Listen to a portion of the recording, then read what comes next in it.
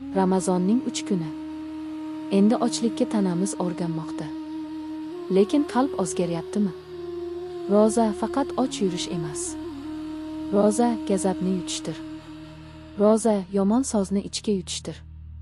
Roza sabrni tanlashdir. Bugun bir sinov keladi. Kimdir sizni ranjitadi.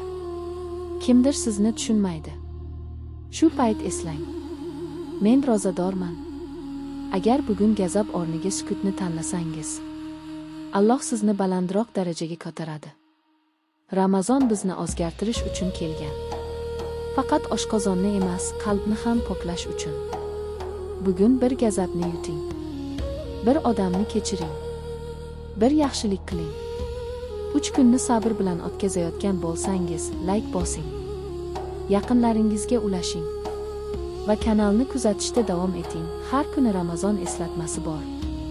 Alloh rozalarimizni qabul qilsin.